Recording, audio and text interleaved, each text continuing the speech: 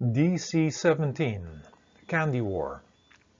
Soul-touching and life-enhancing stories. Candy War. It all started in a place known for its many forests and lakes, when Master Toko, the great teacher of children, chose from among his many students Rono to go on a special mission. "Why am I chosen for this mission?" asked Rono. Where do I need to go, and what will I be trained to do?"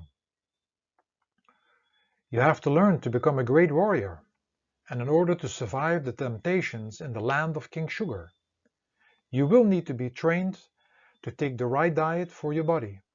King Sugar has imprisoned many children with their sugar addictions. King Sugar, his friends, and army have made the children into slaves by giving them sugar, candies, sodas, ice cream, and many other sugar-related items.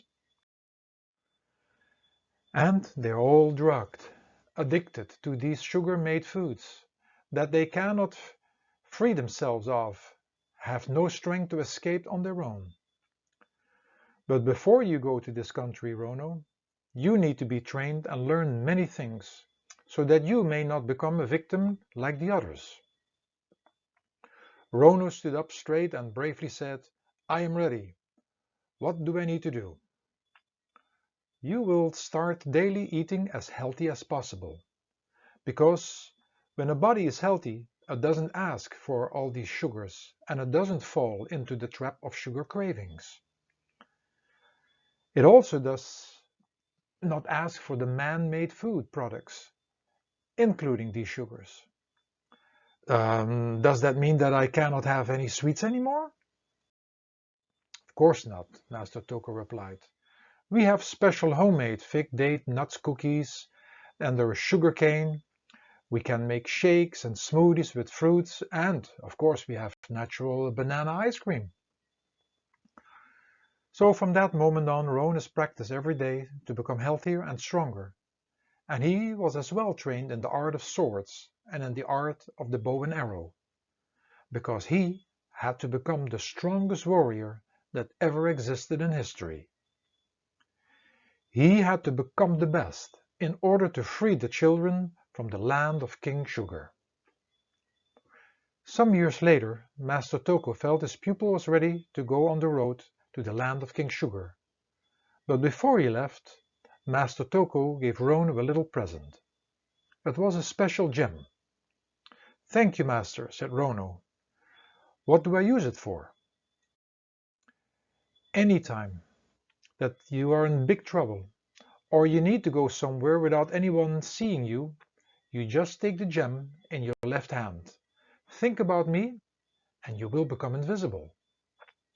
"Thank you for this valuable gift," said Rono, and he exchanged a firm hug with Master Toko, packed up his gear, and went on his way to the land of King Sugar. The land of King Sugar was covered with sugar-related items. The mountains were coated with sugar icing, in all colors of the rainbow, and the streets and the fields were covered with candy of every kind. It looked in one way very special, especially each of the gingerbread homes that were plastered, as well with sugar-related products. All trees were covered with powdered sugar. The sky was red with dark shades, and was made out of black and red licorice. You may wonder why. Because through this thick layer the sun could not shine, and couldn't melt all the sugar, and also couldn't melt the palace of King Sugar, which was entirely made from ice cream. The personal protectors of King Sugar were the chocolate dragons, who could spit liquid chocolate over the king's enemies. Outside the palace walls were the fudge giants. They were slow but strong, and they would stand like statues and didn't let anybody into the palace who was not invited. Ghosts, disguised as cotton candy in the shape of clouds, hovered over the country and were there to observe the children closely, to make sure that they were eating enough sugar. They were called the cotton candy ghost clouds, but the children had no idea about their purpose. When a child would not eat regular sugar products, they had to report this to the king, who would then find a way to track the child with a new sugar attraction. The special army force on the outside of Ice Cream Palace were the gum spiders, who could spit gum and created webs around their victim. And not to forget, there were the police vehicles, the candy buggies, being used by the jello goblins that were the police force. The children in the land of King Sugar had to go to school, but they didn't learn too much about health and nature. They were taught how to work hard and what to do to become wealthy and successful in life. But they were not told about gentleness, love, consideration, giving, goodness, and serving. None of those values, which are also necessary for a balanced life, were shared. The meals were taken care of by the king and were prepared at the palace. The Jello Goblins distribute the food daily in their candy buggies, and the foods prepared were all packed with sweets, salts, artificial coloring and flavoring to keep the children addicted and unhealthy. For the more malnourished the children were, the higher their sugar craving would become. The body would ask for instant energy, and although it was the worst instant energy man could think of, the bodies of the children would want it. They drank pops and sodas, ate fudge and ice cream on a daily basis. This made them weak, and at times hyperactive, and they would argue with each other because of their temper tantrums they would throw. Then they would become sleepy and worn out, going back into laziness and making it hard to study. This was the power game of King Sugar, and he kept the children under his control as his slaves and slaves of sugar addictions. After Rono reached the land of King Sugar, he started living amongst the children. He went to school and started analyzing what was happening. But it didn't take long before the cotton candy ghost clouds spotted him as the only child that was not consuming any sugar at all. So the gum spiders went out, and as they spat their gum, they created their web and captured Rono and brought him before King Sugar. Standing before King Sugar, he was pushed on his knees by the guards, and the king asked him, "Why are you not eating any sugars? And what are you doing here? Are you a stranger? And where do you come from?" Rono answered, "I am not fond of the sweets offered here, and I am planning to later open a school to teach all the children to eat healthier." King Sugar gave a chuckle which started all those present laughing. The king laughed for a long time and then finally, out of breath, asking Rono, "And you think the kids will come to your school out of their own free will? Well, have fun with it. Spiders, let him go. He is not any harm to us. He will soon realize that the children will never listen to him." After Rono left the palace, the king called for the chief of the Jello Goblins and said, "Make the finest cakes, ice creams and candy assortment, the best you have, and every day deliver some of them to Rono. It will make that child fall just like the others, because kids cannot resist sugars." For weeks and months, Rono tried to convince the children, but none of them would listen for long, nor even wanting to come to his school. Every day the Jello Goblins brought Rono presents as ordered by the king, and it was not every day easy for him to resist these beautiful creations of sugar. But he knew that he had to be strong to stay healthy and to find a way to free the other children. One night, in his dreams, Master Toko spoke to Rono and told him, "Rono, You may have to show the children a different way. Show them that you are stronger and that you are different. But I don't want you to show off, because that would cause trouble. Don't you see that all these kids are like slaves? You have to have empathy for them, for they are getting weaker and weaker by the day. But it is not for you to change them, but to assist them so they can change themselves.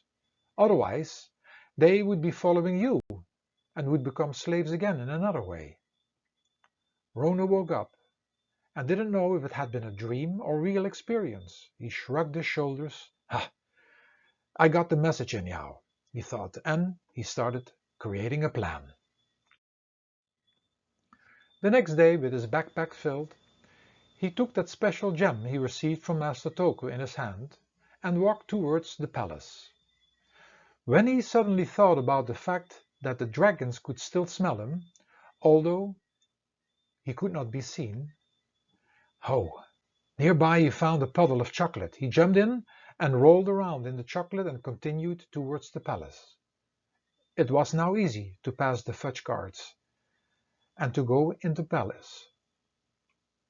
He went straight to the kitchen area, and because nobody could see him, he discovered that it was a factory that produced creations of sugar and all other unhealthy food products. With him he had brought some salt tablets and threw them into the fudge-making kettles, which was the fudge giant's basic meal. Then before Rono left the plant he put starch in the jello which the jello goblins ate on a daily basis. Then he went to the area where the food was prepared for the children and replaced the white sugar with unprocessed cane and date sugar. He also took out some herbs and mixed them in with all the food meant for the children. It was already the next day that the word was spreading around that all the fudge giants were sick and had to be hospitalized. They had eaten lots of fudge filled with that concentrated salt. In the following days and night, Rono played the same trick, and slowly the children were eating less candy, for their bodies were nourished with less white sugar and artificial ingredients, and the herbs seemed to strengthen them. The king and his helpers were all preoccupied by trying to take care of the fudge giants who got sicker every day, and nobody knew why. After a while, the cotton candy ghost clouds started to send urgent messages back to the king, letting him know of changes in the children's behavior, and that they were eating less sugar products. Then King Sugar, upset, gave the order to the Jello goblins to go and find out what was happening. And then lots of accidents started to take place when the goblins took off in their candy buggies. Possibly because of the starch in their food, their bodies had become stiffer and harder, and when they drove in their candy buggies, they could not really maneuver easily anymore. One after the other fell off their candy buggies. Rono had to act fast, because he knew that the gum spider soon would show up. Because there was so much confusion with all the accidents that were happening to the Jello goblins, Rono took the opportunity to sit down with all the children. Children, pay attention. Come gather around me, said Rono. Lots of things are happening and I need your help. Have you all felt a difference in your health lately? And all the children agreed that they were feeling stronger and that they were eating less sugar products. Then Rono told them the secret, that what he had been doing in the nights. The children thought this was mightily brave, and instantly most of them liked Rono.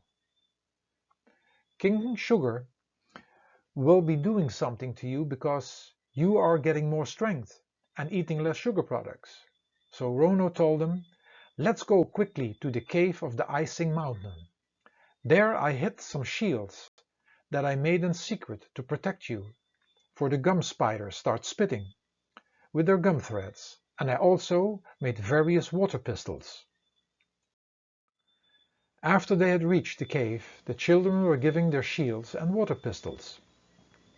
Rono had to act fast, because he knew that the candy cotton ghost clouds were sending messages to the king, and sure enough, as they all were standing on the mountain slope, they saw the jello goblins on their candy buggies and the gum spiders, being a small army, coming towards them. And then the battle started.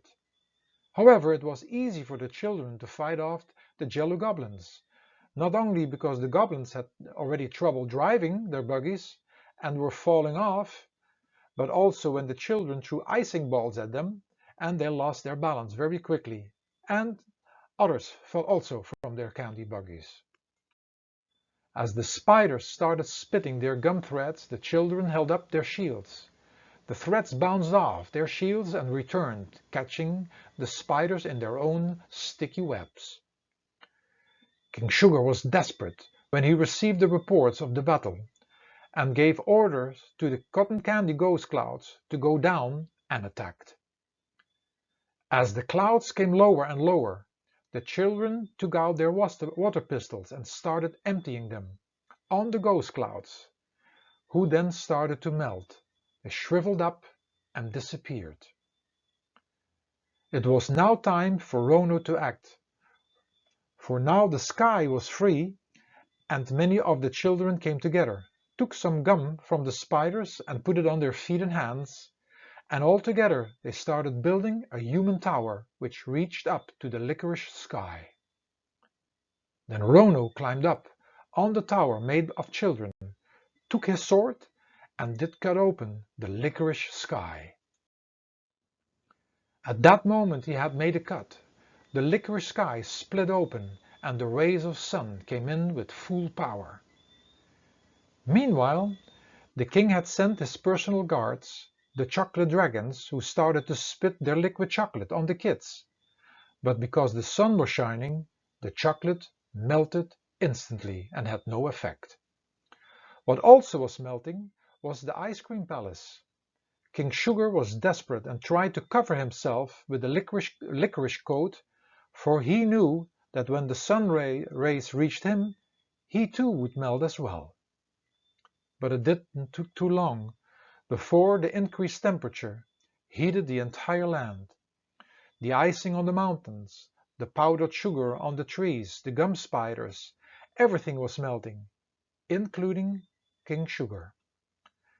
Then, out of nowhere, a heavy rain started to fall, washing away the remaining sugar leftovers on the streets and the fields. The land of King Sugar, which was once covered with sugars, started looking like that it had been before. The children, at seeing this natural sight after so long, started to jump around Rono, hoisting him in the air and thanking him. They promised to come and listen to him by going to his school to learn about healthy foods and healthy living. That evening, before Rono went to bed, Master Toko was standing by his bed. "Well done, kid," he said. "You are a true warrior. Enjoy your mission as a teacher when you open your school." Some years later, Rono, who had been given the nickname Kid Rono, returned home to visit Master Toko. They were happy to see each other, but then Master Toko spoke. "I have another mission for you, Rono, for your path has not ended with this mission. You will go to the planet Earth to help the children, for they too have become slaves and addicted to sugars. On a daily basis, they all take white sugar, candy, pops and sodas, or are eating many unhealthy food products. Teach the children that they become heroes and to become stronger than their enemy, which is sugar, and which is making them weaker and weaker by the day. Share with them the way of healthy eating so their bodies become strong and do not crave sugars anymore." It was not long after he received this assignment that he left for the planet Earth, to have another great adventure and to assist other children to become heroes over addictions. What the story could bring us. Sugar in general is an friendly and unhealthy item for our body. It artificially stimulates the body, and man gets addicted to it.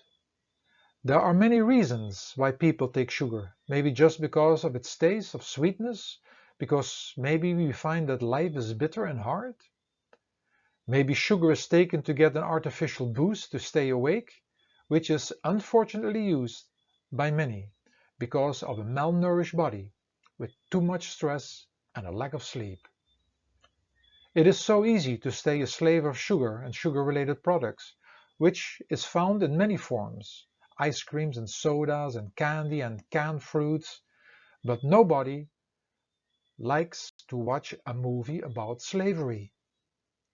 It is here where we as individuals can stand up and play the part of the hero by rising above these addictions, by leading a more healthy and harmonious life.